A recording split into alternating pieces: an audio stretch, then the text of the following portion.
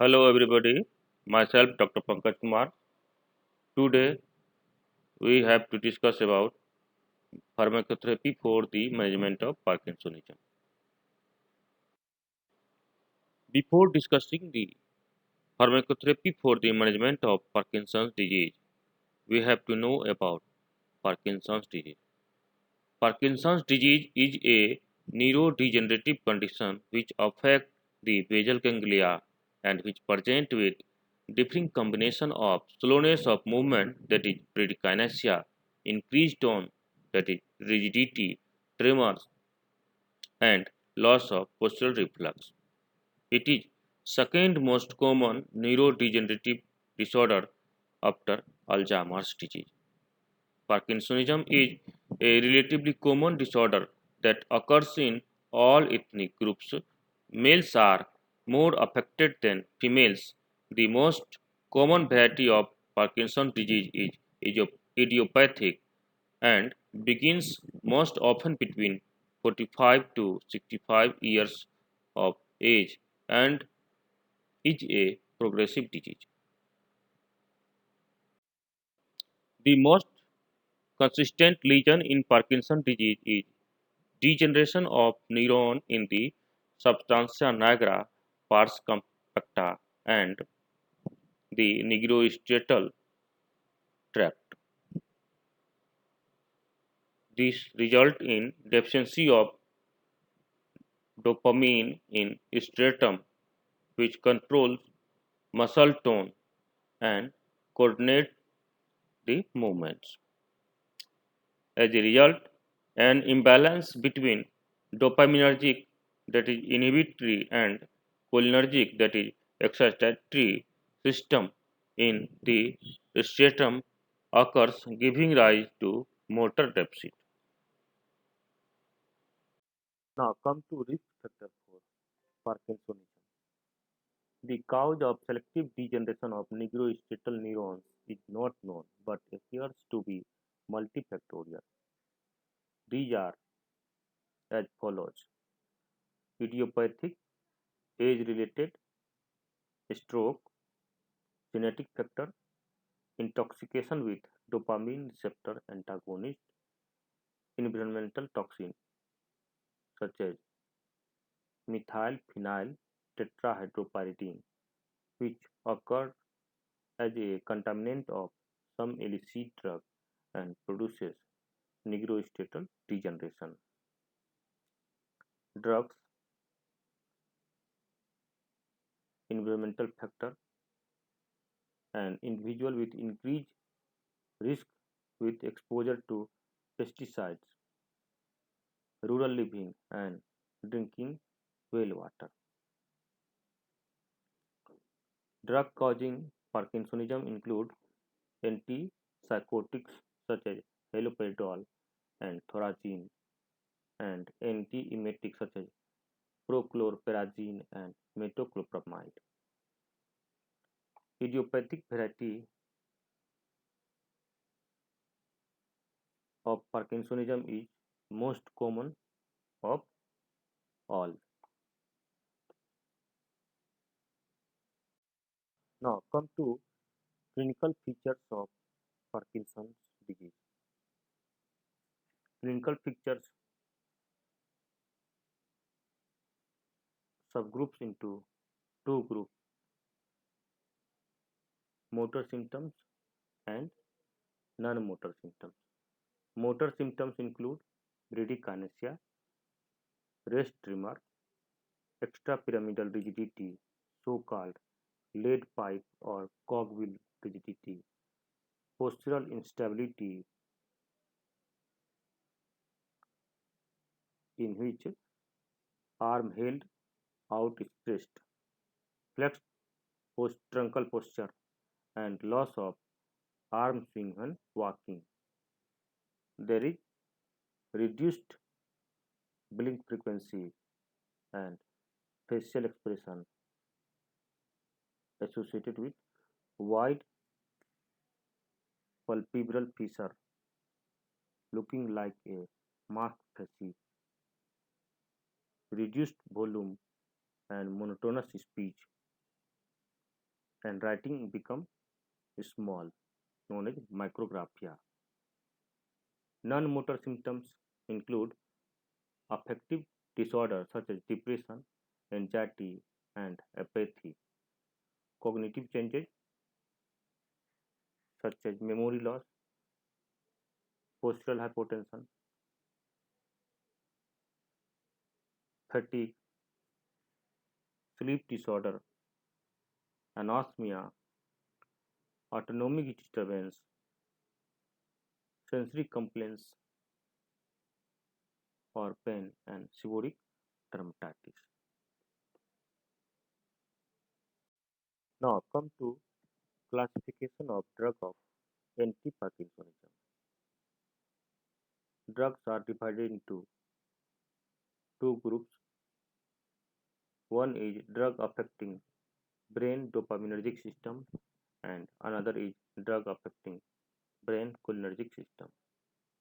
Drug affecting brain dopaminergic system includes dopamine precursors such as levodopa or L-dopa, peripheral decarboxylase inhibitor such as carbidopa and benzaldehyde, dopaminergic agonists such as bromocriptine, propinerol, and pramipexole, monoamine oxidase B inhibitor such as salicylic, catechol O methyltransferase inhibitor such as entacapone and tolcapone. Next is dopamine facilitator includes amantadine. Now come to drug affecting brain cholinergic system include central anticholinergics such as trihexyphenidyl or benzoxazole, procyclidine and piperidine. Next is antihistaminics such as orphanedrine and promethazine. Now come to discussion of individual drug for anti-Parkinsonism. One is dopamine precursor such as levodopa. Levodopa or L-dopa is a metabolic precursor of dopamine and is the single most effective agent in treatment of Parkinson's disease. Levodopa is itself largely inert, but both of its therapeutic and adverse effects result from decarboxylation of levodopa to dopamine. When administered orally, levodopa is absorbed from the small bowel by the transport system of aromatic amino acids. The concentration of drug in plasma usually reaches peaks between half an hour to 2 hours after an oral dose. The half-life of levodopa in plasma is short, that is 1 to 3 hours, and the rate and extent of absorption of levodopa depends on rate of gastric emptying, pH of gastric juice, and length of time the drug is exposed to the degradative enzyme of gastric and intestinal mucosa. Now come to action of levodopa on different organ system. In CNS, there is marked symptomatic improvement occurs in Parkinsonian patients. Hypokinesia and rigidity resolve first, later tremor as well. Secondary symptom of posture, gait, handwriting, speech, facial expression, mood, self-care, and interest in life are gradually becomes normalized. In CNS, the peripherally formed dopamine causes tachycardia by acting on beta adrenergic receptor. The Dopamine can stimulate vascular adrenergic receptor as well, but rise in BP is not seen. Instead, postural hypotension is quite common. In the endocrine system, dopamine acts on pituitary memotropes to inhibit prolactin release and on somatotropes to increase growth hormone release. In chemoreceptor trigger zone, dopamine formed peripherally gain access to the chemoreceptor trigger zone without hindrance and cause nausea and vomiting. Now come to mechanism of drug action in Parkinson's disease.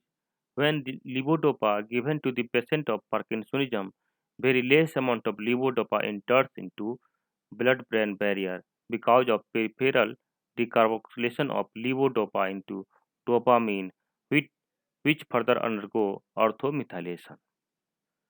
The entered levodopa into brain undergo decarboxylation in nigrostriatal neuron and converted into dopamine, which is secreted into nerve terminal. The decarboxylase inhibitors such as carbidopa and benzaldehyde decrease side effect by reducing peripheral conversion of levodopa to dopamine by aromatic amino acid decarboxylase, and the active transport of levodopa into brain may be inhibited by competition from dietary acid after high protein meal. In the nigrostriatal neuron, levodopa is converted into dopamine, and amantadine enhance the release of dopamine at nerve terminal. Dopamine agonists act directly on striatal receptor, and the monoamine oxidase type B inhibitor such as selegiline increases the availability of neuronal dopamine by reducing its metabolism outside the neuron. Catechol O methyltransferase inhibitor such as entacapone and tolcapone prolongs the availability of dopamine by inhibiting the metabolism of dopamine and levodopa outside the neurons. In practice, levodopa is almost always administered in combination with peripherally acting inhibitor of aromatic L-amino acid decarboxylase such as carbidopa or benzaldehyde that do not penetrate well into the CNS. If levodopa is administered alone, the drug is largely decarboxylated by enzyme in the intestinal mucosa and other peripheral sites so that relatively little unchanged drug reaches the cerebral circulation and probably less than 1% penetrate to the CNS. In addition, dopamine release into the circulation by peripheral conversion of levodopa produces undesirable effect, particularly nausea. For this reason, the most commonly prescribed form of carbidopa levodopa is cinnamate or atamate is the 25 is to 100 form containing 25 milligram carbidopa and 100 milligram levodopa into 1 is to 4 ratio. With this formulation, dosage schedule of 3 or more tablet daily provides acceptable inhibition of decarboxylase in most individuals. Now come to adverse effect of levodopa. The side effects of levodopa therapy are frequent and often troublesome. Most of the side effects are dose related and are usually reversible. Side effect of levodopa develops at the initiation of therapy and after prolonged duration of therapy. At the initiation of therapy, the side effect can be minimized by starting with low dose. Side effects at the time of initiation of therapy include nausea and vomiting, postural hypotension, cardiac arrhythmia, exacerbation of angina, and alteration in taste sensation. Whereas side effect of levodopa after prolonged therapy includes abnormal movements, behavioral effect, and fluctuation in motor performance.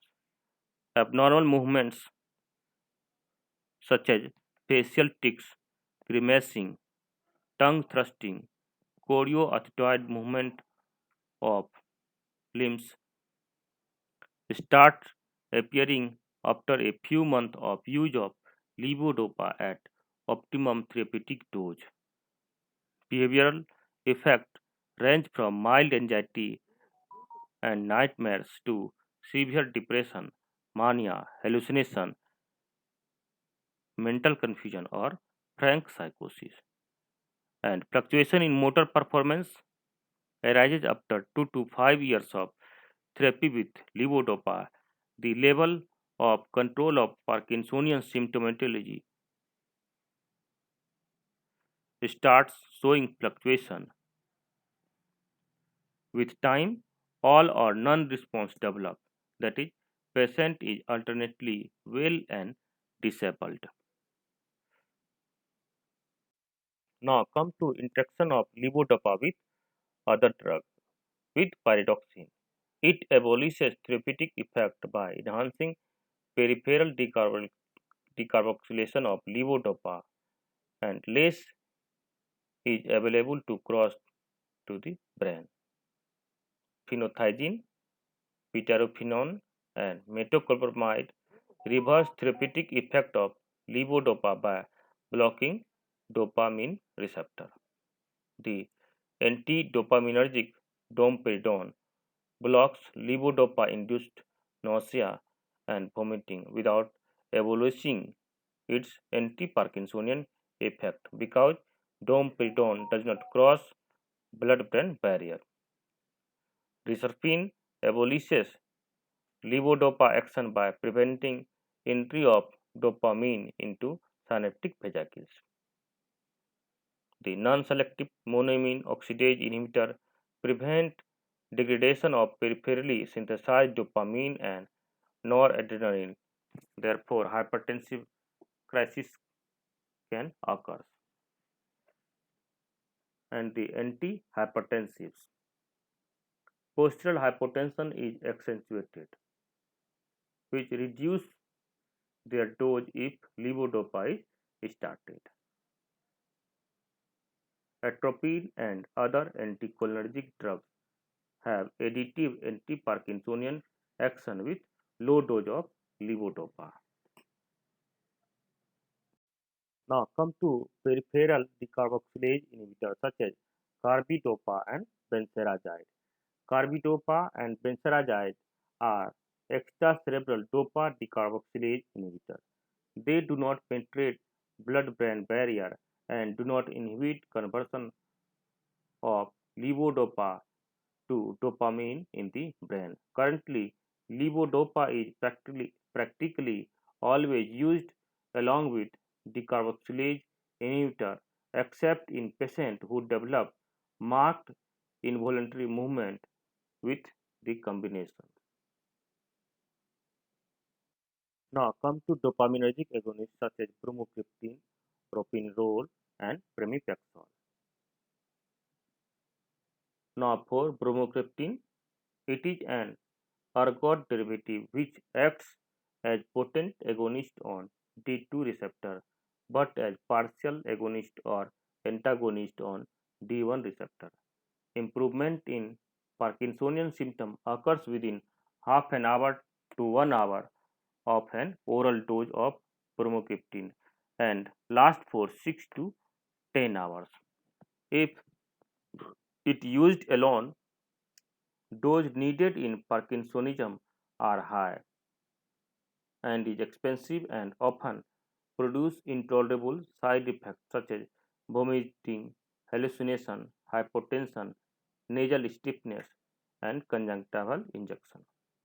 There is marked fall in BP with first dose of bromocriptine has occurred in some patients, especially those on antihypertensive medication. In Parkinsonism, bromocriptine is used only in late case as a supplement to levodopa and starting with low dose such as 1.25 milligram once at night and gradually increasing as needed up to 5 to 10 milligram thrice daily. It serves to improve control and smoothen end of dose and on off fluctuation. Dyskinesia are less prominent with bromocriptine as compared to levodopa. Now come to ropinirole and pramipexole. These are two recently developed non-ergoline selective D2 or D3 receptor agonist with negligible affinity for D1 receptor and non-dopaminergic receptors. Pramipexole has relatively greater affinity for D3 receptors. Ropinirole and pramipexole are now frequently used as monotherapy for early Parkinson's disease as well. Ropinirole is rapidly absorbed orally and 40% bound to plasma protein and is extensively metabolized mainly by hepatic CYP1A2 to inactive metabolites and eliminated with a terminal of half-life of 6 hours. It is thus longer acting than levodopa and is useful in management of motor fluctuation and reducing frequency of on-off effect. Side effects are nausea, dizziness, hallucinations, and postural hypotension. Episodes of daytime sleep have been noted with propinerole as well as pramipexole. The higher incidence of hallucination and sleepiness may disfavor their use in elderly patients. Dose of propinerole starting dose is 0.25 mg TDS titrated to maximum of 4 to 8 mg TDS. In early cases, generally required dose of propinerole is 1 to 2 mg TDS. For the pramipexole, starting dose is 0.125 mg TDS and titrated to zero point 0.5 to 1.5 mg TDS. Now come to monoamine oxidase B inhibitor such as salicyline. Salicyline or diprenyl, it is a selective and irreversible monoamine oxidase B inhibitor. The two isoenzyme form of monoamine oxidase are available termed as monoamine oxidase A and monoamine oxidase B. Both are present in peripheral adrenergic structure and intestinal mucosa, while the latter predominates in the brain and blood platelets. Selegiline alone has mild anti-Parkinsonian action in early cases. When administered with levodopa, it prolongs levodopa action, attenuates motor fluctuation, and decreases wearing of effect. Adverse effect includes postural hypotension, nausea, confusion, accentuation of levodopa-induced involuntary movements, and psychosis. It is contraindicated in patients with convulsive disorder. Salicyline interact with pethidine and causing excitement, rigidity, hyperthermia, and respiratory depression. Dose of sertraline is 5 mg with breakfast and with lunch, either alone in early cases or with levodopa carbidopa. Now come to catechol orthomethyl transferase inhibitors such as entacapone and tolcapone. COMT inhibitor entacapone and tolcapone have been introduced as adjuvant to levodopa carbidopa for advanced Parkinson's disease. When peripheral decarboxylation of levodopa is blocked by carbidopa or benzaldehyde, it is mainly metabolized by COMT to 3-orthomethyl dopa. Blockade of this pathway by entacapone or tolcapone prolongs the half-life of levodopa and allows a greater fraction of administered dose to cross to brain. Both entacapone and tolcapone enhance and prolong the therapeutic effect of levodopa carbidopa in advanced and fluctuating Parkinson's disease. They may be used to smoothen the wearing off and increase on time and decreases off time that improve activity of daily living and allow levodopa dose to be reduced. They are not indicated in early Parkinson's disease. Treatment with entacapone or tolcapone result in reduced response fluctuation with a greater period of responsiveness to administered levodopa. The dose of cinnamate taken concurrently may have to be reduced by up to one third to avoid side effects. Now come to dose of COMT inhibitor. Entacapone having dose 200 mg with each dose of levodopa carbidopa. Tolcapone have dose of 100 to 200 mg BD or TDS. Stalevo is the commercial preparation of levodopa combined with both carbidopa and entacapone. Now come to adverse effect. The worsening of levodopa adverse effects such as nausea, vomiting, dyskinesia, postural hypotension, hallucination, etc. occurs when a COMT inhibitor is added.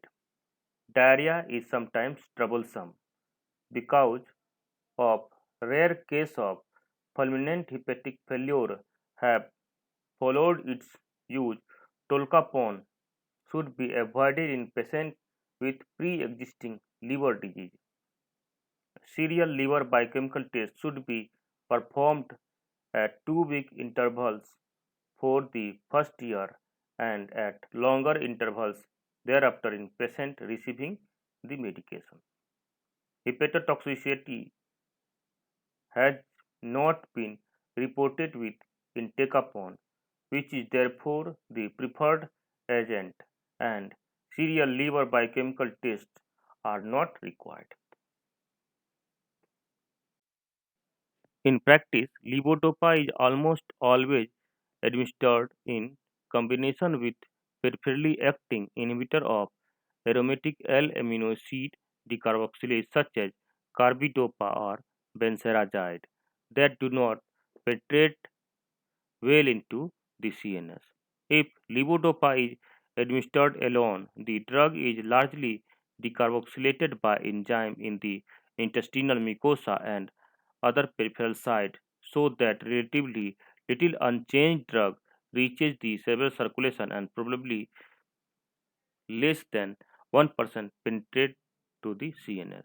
In addition, dopamine release into the circulation by peripheral conversion of levodopa produces undesirable effect, particularly nausea. For this reason, the most commonly prescribed form of carbidopa levodopa is cinnamate or atamate is the 25 is to 100 form containing 25 milligram carbidopa and 100 milligram. Now come to dose of amantadine. 6 dose of 100 milligram BD is used, not titrated according to response. Effect of single dose lasts for 8 to 12 hours. Side effects include insomnia, dizziness, confusion, nightmares, anticholinergics effect, and rarely hallucinations. Libido reticularis sometimes occurs in patients taking amantadine and usually clears within 1 month after the drug is withdrawn. Side effects are accentuated when it is combined with anticholinergics. Amantadine should be used with caution in patients with history of seizures or heart failure. Now come to central anticholinergics. Drug affecting brain cholinergic system are central anticholinergics and antihistaminics. Central anticholinergics are trihexyphenidyl or benzoxol, procyclidine, and piperidine. Antihistaminics are orphanetrin and promethazine. These are drugs having a higher central to peripheral anticholinergic action ratio. In addition, certain H1 antihistaminics have significant central anticholinergic property. They act by reducing the unbalanced cholinergic activity in the stratum of Parkinsonian patients. Generally, tremor is benefited more than rigidity. Hypokinesia is affected the least. Cyalloria is controlled by their peripheral action. The overall efficacy is much lower than levodopa. They may be used alone in mild case and when levodopa is contraindicated. In others, they can be combined with levodopa in an attempt to lower its dose. Anticholinergics are the only drugs effective in drug induced Parkinsonism. Impairment of memory and organic confusional states are more common in the elderly patients. Trihexyphenidyl is the most commonly used drug of central anticholinergics. It starts with the lowest dose in 2 to 3 divided portion per day and gradually increase till side effects are tolerated. Now come to general measures for the management of Parkinsonian patients. Physical therapy or speech therapy helps many patients of Parkinson's disease. Cognitive impairment and psychiatric symptoms may be helped by a cholinesterase inhibitor such as rivastigmine in a dose of 3 to 12 milligram orally daily or 4.6 or 9.5 milligram per 24 hours transdermally daily. The quality of life can be improved by the provision of simple aids to daily living of Parkinsonian patients. Good sleep hygiene should be advised in people with Parkinson's disease with any sleep disturbance. Now come to role of brain stimulation. Higher frequency stimulation of subthalamic nuclei or globus pallidus internus may benefit many of the motor features of the disease but does not affect its natural history. Electrical stimulation of the brain has the advantage over ablative thalamotomy and pallidotomy procedure of being reversible. and of causing minimal or no damage to the brain, and is therefore the preferred surgical approach to the patients of Parkinsonian. Now come to mechanism of drug action in Parkinson's disease. When the levodopa given to the patient of Parkinsonism, very less amount of levodopa enters into blood-brain barrier because of peripheral decarboxylation of levodopa into dopamine, which, which further undergo orthomethylation. The entered levodopa into brain undergo decarboxylation in nigrostriatal neuron and converted into dopamine, which is secreted into nerve terminal.